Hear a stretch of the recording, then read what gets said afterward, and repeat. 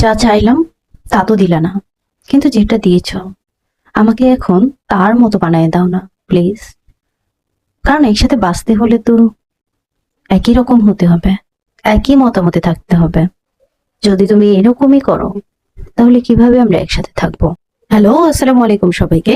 আশা করি সবাই অনেক অনেক বেশি ভালো আছো। আমি অনেক অনেক বেশি ভালো আছি।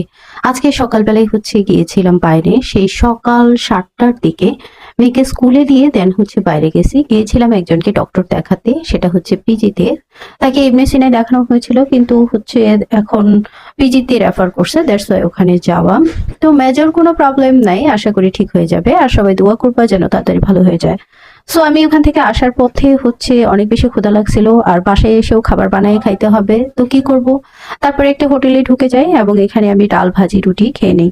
আমার খাবার দেখে মামারা অনেক বেশি হাসতেছিল, কারণ আমি ডাল ভাজি, একটা ডিম আর একটা মাত্র রুটি নিয়েছি।